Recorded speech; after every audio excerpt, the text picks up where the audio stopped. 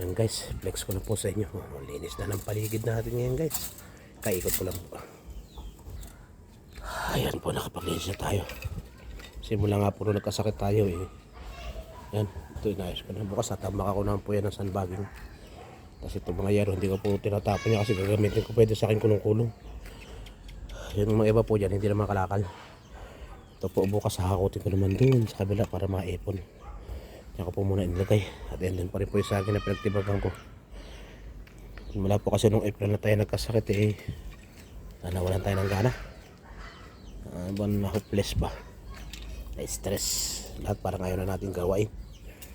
Pero ngayon, tuloy lang ang laban. Nainipo ko yan para magsisiga po ko dyan mamaya para po rito sa langka ay bumunga, nagbubulaklak na eh. Ito nga po dito ko sinigaan ko to kanina ay namatay naman yata. Ayan, sinigaan ko po yan para po dito sa dalawang langka na tanim ko para bumunga naman. Dami po siyang bulaklak eh.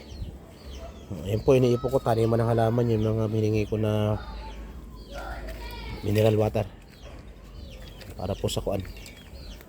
Ito, yan, bukas yan naman po, kahapon eh. Hanggang dito lang po muna guys.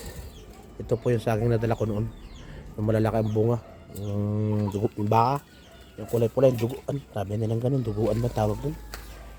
Yan guys. Ayan, simulan na tayo. Kaya nagbablog-vlog na ulit. Malibang, diba? Ka-recover naman na tayo. Maraming po salamat sa inyo lahat guys ha.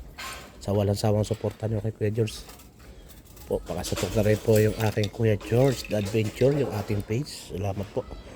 Kasi dati ko pong Kuya George vlog, mula po nung nahak, hindi na po nabalik eh. Sorry po doon sa mga nag-sponsor ton. Alam pa naman ako naging ng dispensa, pero talagang ganun eh. Dumarating yung ganun time. Ito po, ayusan ko pa to. Mga pag nagpasukan, hanggat hindi pa to nabibili, di tataniman, lilinisan natin ngayon guys. Yung mga tanim po ako dyan Marso. Kaso nga po, kahit diligan mo sa sobrang init, naluluto. Ayan po yung mga papaya na tinanim ko.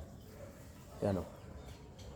Kung tinatawanan ng iba't pinupulot ko lang po sa daan yan, binubunot ko sa mga kanal-kanal. Ito naman yung sa aking apo, yung tanim niya. Tanim ng apo kong si Sebi, si Sabrina. Ayan guys, yung mga pinupulot ko lang sa kanal. Pag nakakadaan ako ng mga tumutubong papaya, kinukuha ko, tinatanim ko naman.